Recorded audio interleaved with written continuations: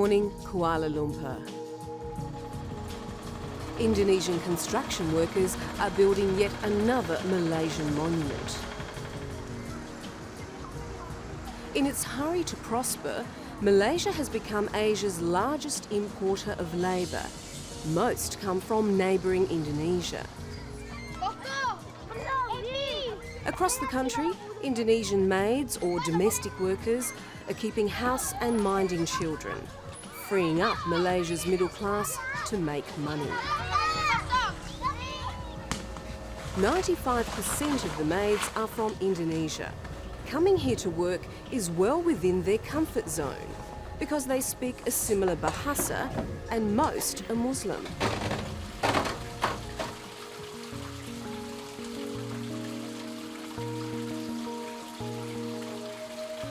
Initially, it was a dream come true for Maimuna Alam Shafi.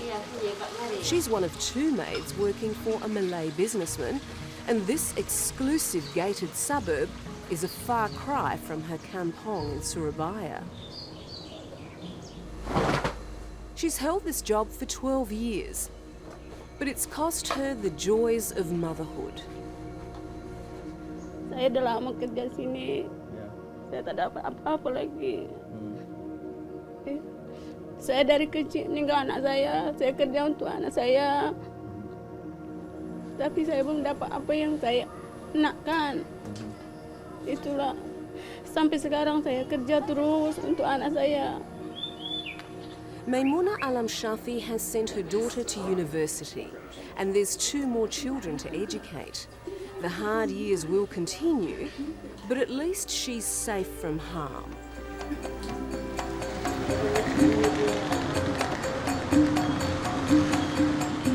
Many other maids in this sprawling city remain vulnerable and isolated. The lucky ones have found a way out. Here at the Indonesian Embassy, around 180 maids are taking refuge after allegedly being abused by their Malaysian employers. Most of them haven't been paid, but many others have suffered physical and sexual abuse, some of it horrific. In the past 3 years, over 1,000 maids have sought refuge here, so much so that Indonesian officials have been forced to build a 2-storey shelter within the compound to accommodate them all. Around 60 maids who fled to the embassy have returned to Indonesia empty-handed. Others are taking their former employers to court, and they've settled in here as long-term house guests of the Indonesian ambassador, Prince Rushdihardjo. Sometimes they lock the maid inside of the house, and they are not allowed to use the telephone or everything. So sometimes they report to the neighbor or the guard, or they jump from the story and then escape to our embassy. They all have stories of abuse to tell, and many even have the scars to prove it. Nama saya Darmila binti Haji Sumarto, umur saya 36. Saya sebagai pembantu rumah tangga, asal dari Cilacap, Jawa Tengah. Dia kalau tampar saya, pukul saya, dia pintunya semua tutup, takut ada jiran yang nampak. Sembunyi dia kalau pukul dera saya. Dia jahit sendiri, pukul kepala, hari-hari keluar darah pun dia jahit sendiri. Tak ada orang tahu. Dia kalau ada pasien dia cakap kamu punya pembantu, kenapa? Dia cakap bisul-bisul padahal dia sendiri buat. Nama saya Haryati, umur saya 35 tahun, kerjaan saya sebagai rumah tangga. Saya kerja di majikan Cina. Terus hari-hari saya dipukul sama majikan. Pakai tangan, pakai kasut di telinga saya, terus dia tendang ini dada saya, perut saya itu saya tendangin. Mungkin kadang saya tak tahu cakap dia gitu, tak paham, jadi dia marah. Terus saya kerja pulang cepat kata dia. Dia lalu pukul saya. For the maids, Malaysia has been a culture shock. The ambassador has even observed a pattern of abuse. If sexual harassment, it must be done by Indian ethnic, and for tartar, slapping, and so on is by Chinese employer, while payment problem from Malay. GW Action Line, can I help you? Right, okay, so you do hear frequent screaming and yelling from the house. Tenaganita means Women's And Force. it's a It's a female non-government organisation that relies on tip-offs about abused maids and then sets out to free them. Because we can use that as an evidence to get the police to go and rescue her.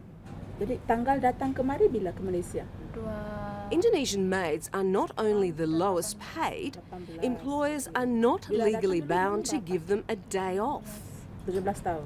Appointment of the lawyers on Wednesday. Irene Fernandez set up Tenaganita 15 years ago to campaign for the rights of foreign workers. No, now it's changed to 1:30. Is bonded labour too strong a term to use?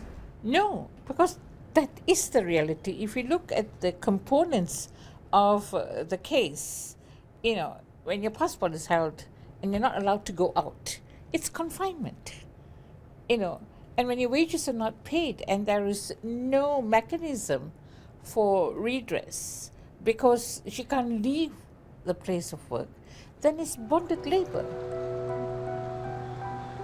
Malaysia's employment laws don't cover domestic workers. Employers and recruiting agents decide terms. The maids have no protection. We have had tremendous forms of human rights violations and abuse that has taken place. For example, a number of them have been raped by the employer. We had a case of a domestic worker where not only the male employer raped her, but the women employer assisted her husband in raping her. So how does she feel about the trial? I think she need a lot of support. They're talking about Nirmala Bonat, the young maid who's become a cause celeb. A 19-year-old from West Timor whose dream became a nightmare of constant abuse.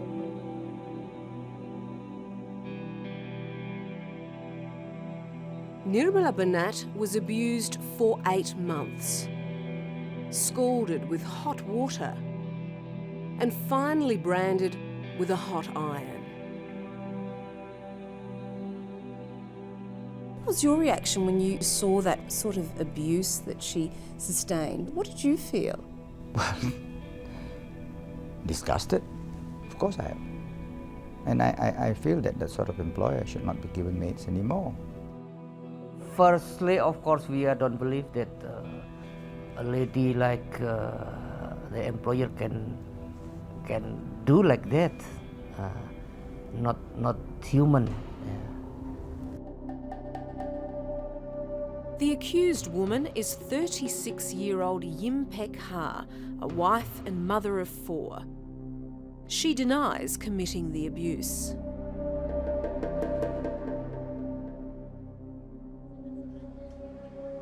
Two years after she was rescued, Nirmala Bonat is still at the embassy's shelter waiting for the trial. Dan saya lihat teman-teman saya yang pulang dari Malaysia ke kampung saya, mereka bawa uangnya banyak, dan saya pun ingin punya uang banyak. Selepas itu saya terpaksa saya masuk ke sini. Saya pertama kali dipukul gitu, lepas itu lama-kelamaan disiram air panas, lepas itu jalan terus di strik ke badan saya, lepas itu semuanya dipukul. Saya dipukul di kepala, lepas itu saya mandi, tada siram rambut saya, kepala saya masih ada luka. Lepas itu diambil air panas langsung disiram. Tell me about the ironing incident. Kerja pun kalau saya gosok itu dia sudah ambil simpan di dalam lemari, dia asal simpan, lepas itu dibilangin saya yang salah gosok, lepas itu disuruh saya menggosok lagi, tapi kasih contoh di badan saya tak bisa nahan, tak bisa lawan. Did you struggle? Saya rasa kesakitan dan panas, tapi gimana saya tak bisa lawan. Kalau saya lawan dibuat lagi, kalau saya nangis pun dipukul lagi, digosok lagi. Did you tell anyone about the abuse? Tidak ada. The case is continuing and won't be resolved for some time yet. Okay, now we have, I think, some biodatas for you to look through. There's considerable scepticism in Malaysia about the case, but the business of supplying maids goes on. Okay. Are they all medically fit? Yeah, I think they already have They have done their medical pre-medical checkup. checkup in the country of origin. Yeah. Angela Lim is looking for a new maid. She's a businesswoman, busy and a mother of two. Well, actually, I'm looking for somebody who can cook. First priority is cooking. Second would be housekeeping. Suleiman Abdullah's agency has supplied her with maids over the years, but the last one ran away after only a month. And Mrs. Lim says the Bonat saga unfairly blackens employers. Can you reserve this maid for me first? Okay. Until I see the balance of the other 5 maids. I don't think so that we Malaysians are that unhuman, because we are all working parents. We have families, we have kids in the house, and we don't do such thing to the maid. Sometimes they can't take the pressure and they intentionally abuse themselves to get sympathy. She says she was ironed on her chest and on her back. How can you iron your back though? No, I don't think so. I don't think it's iron on her back. Iron is only the front. The iron, she do it in front. At the back, I think she used steel metal to hit her back. But all this, I think, well, these people, if they want to do it, they can do it. Allahu Akbar, Allahu Akbar. Indonesian psychology student Muhammad Iqbal has been counselling the maids, and he sees a different side. Saya tidak percaya pernyataan itu. Saya ingin katakan bahwa Nirmala adalah sehat. Nirmala memiliki mental yang baik. Tidak mungkin dia bisa melakukan menyiksa dirinya sendiri. He's also been interviewing them for his PhD thesis. It's on the abuse of these women. Apabila mereka sudah bertahun-tahun tidak pernah keluar rumah atau tidak pernah berbicara dengan orang lain selain hanya majikannya yang mungkin beretnis selain Melayu misalnya atau Cina atau India, mereka akan susah kembali untuk berbahasa Indonesia. Mereka kehilangan personality Indonesianya. Mereka kehilangan kebermaknaan hidupnya.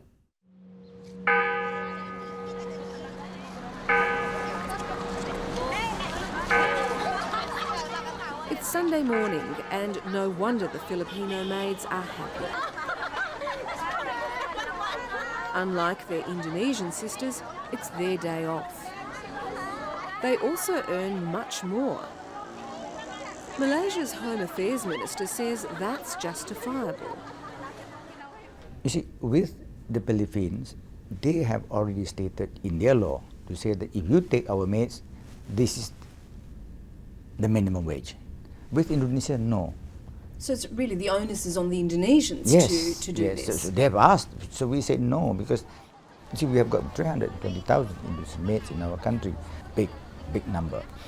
And if we say, there is a fixed wage for them, our employers, Malaysians, will say no. Some say that I can afford to pay this. The Bonat case forced Malaysia and Indonesia to negotiate better conditions for the maids. Bluntly though, Indonesian women won't get the same rights as Filipinas.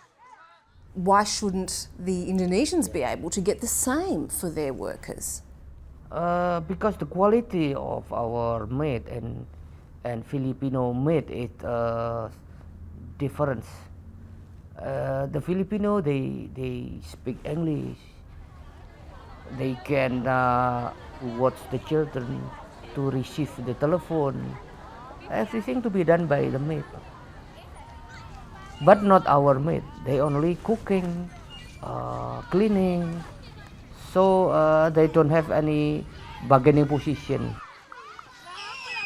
As for earning a day off, No, I do not think that maids should be given a day off. you don't. Yeah, I don't. Why not? Because it's very difficult. You see, you work as a maid in the house. You work in the house. Most of our maids, they are part of the family. That's how Malaysians accept maids here. You see, we go shopping together with the maids. If you go to shopping centers now, you may see a lot of them bringing their maids along, going shopping, and that's the day off. Otherwise, if you tell the maids you can take a day off, as far as Indonesian maids are concerned, that's very, very difficult. Why? Because there are so many of them. There are 320,000 of them. Yeah, there's so many of them, And then can you imagine them going out and wow, it create a lot of problems.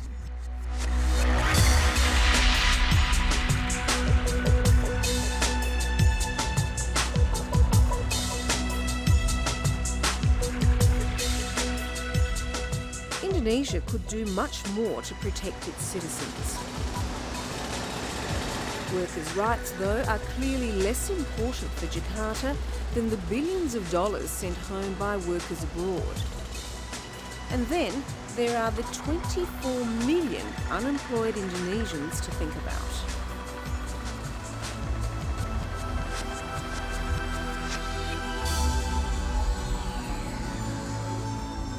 So there's not much prospect of change, not least because changing the national psyche may prove difficult. Malaysian government policies favouring ethnic Malays has created deep resentment among other races. The rash of maid abuse cases highlights a behaviour called compensation, where some employers, unhappy with the system, take it out on their maids. Psychologist Muhammad Iqbal has been investigating this issue. Teori kompensasi di Indonesia mengatakan bahwa apabila kita tidak senang atau tidak suka marah kepada seseorang dan kita tidak bisa meluahkan atau mengungkapkan kemarahan kita kepada orang lain dan kita melihat orang lain di samping kita, maka kita akan dapat melimpahkan kemarahan kita kepada orang lain tersebut. Nah, ini menunjukkan sebenarnya kalau kita menganalogikan kasus kenapa banyak majikan yang beretnis Cina melakukan kekerasan terhadap pembantu rumah Indonesia.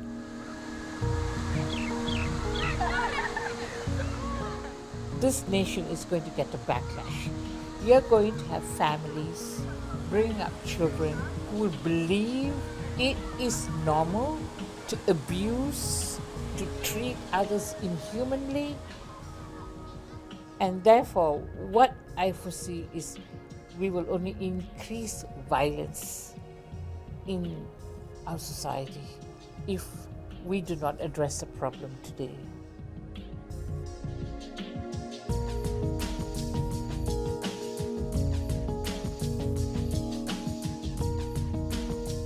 Had these maids ended up in Singapore, Taiwan or Hong Kong, they would have been better protected by the law. They'd even have a day off. Ironically, it's in the comfort zone of a like-minded country that they've suffered the worst betrayal.